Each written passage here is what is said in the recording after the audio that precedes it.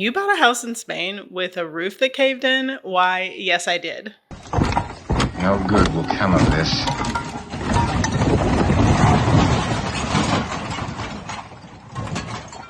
The roof may look a little shocking, but it's just a roof, and a roof is only going to cost so much money, probably less than what you might think. Today I'm going to show you how we fixed this roof. I'll tell you how much it cost me, and then I'll show you a couple of sneak peeks of the other work we're doing to make this my dream home in Spain. Hi, my name is Nicole. Welcome to my channel, Travel to Money.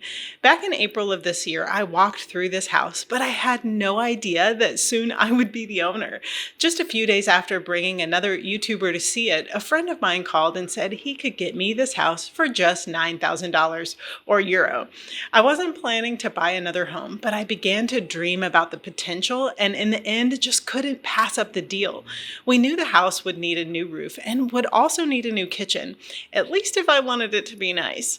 In all honesty, the whole project has turned out to be a bit more than I had initially imagined, but it's because I'm choosing to make changes in order to make it a house that I really want to live in.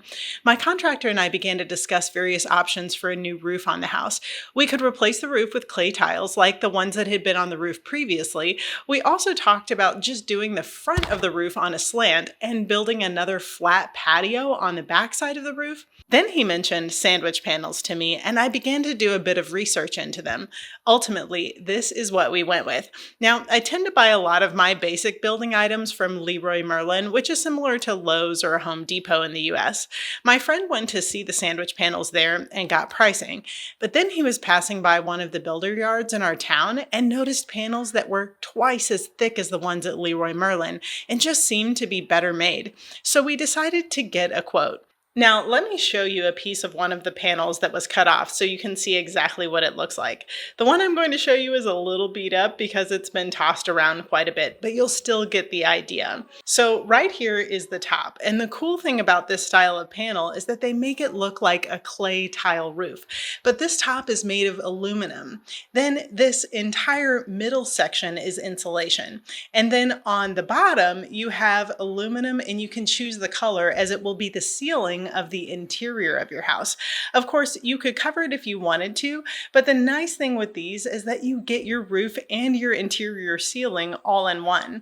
I went with white for mine. In the case of building this roof, the first thing we had to do was tear down the rest of the collapsing roof. My friend did all of the demo himself, and then we hired labor to come in and move all of the rubble out within just a few hours. I think just having the rubble removed was only 300 euro and well worth the price.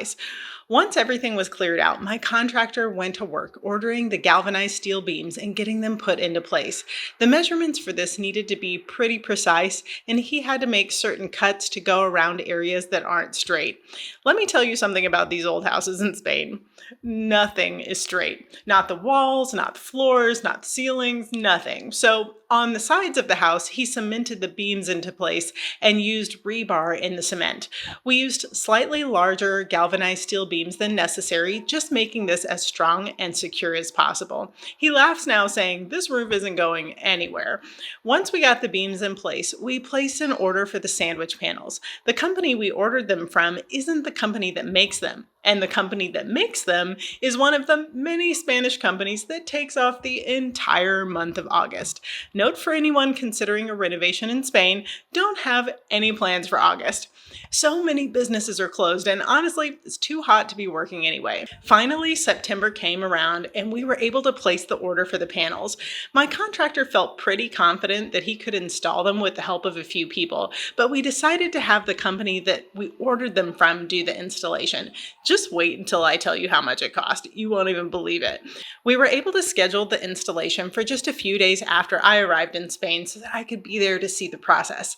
3 men showed up with half of the panels for the house. My contractor set up the scaffolding before they arrived so that everything would be ready to go, and even got large bed cushions to lay over the edges of the roof just to make sure the panels wouldn't be scratched during the process.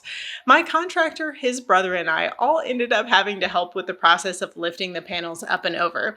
The 3 people they sent definitely weren't quite enough. They probably could have done it without me being there to help, but there were definitely a few moments where it was beneficial to have my extra set of hands. So if you're adding these to a 2-story townhouse, you probably need 6 people just to be safe. We lifted them up the side of the house, over the front of the roof, and onto the back of the roof. Once in place, one of the folks there to install it would put one screw into one of the lower steel beams and then one screw into one of the upper steel beams just to secure it. When you connect the second panel, the cool thing is that you don't have to put any kind of sealant between them. You just snap the edge of one over the edge of the other and they fit right together like a puzzle piece. One after another, they finished the back of the roof and then did the same thing on the front side of the roof.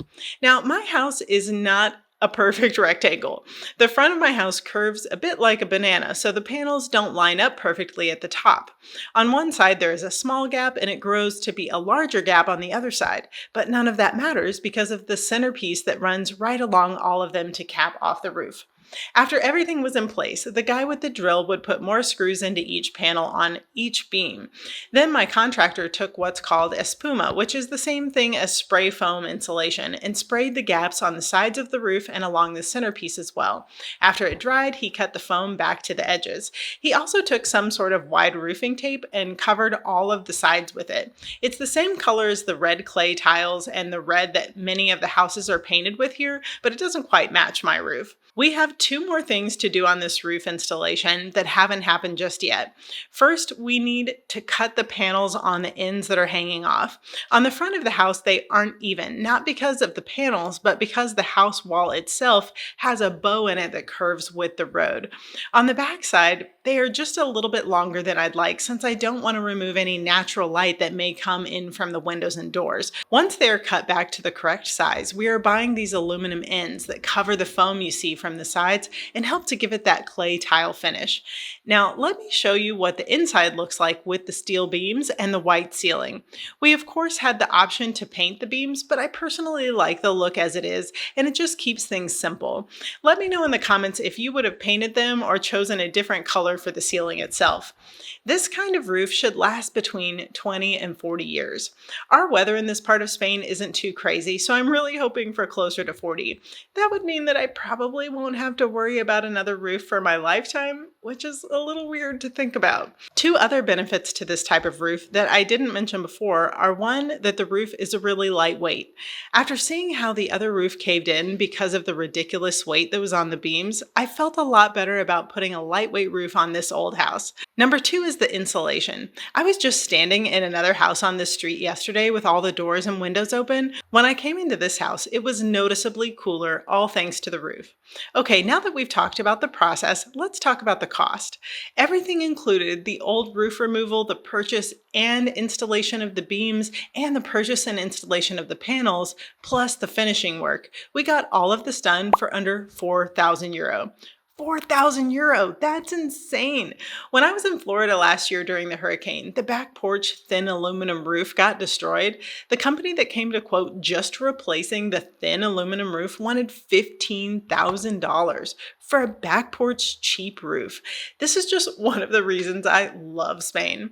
Oh, and remember how I said you wouldn't believe how much the company charged us to come and install the panels? It was less than 250 euro.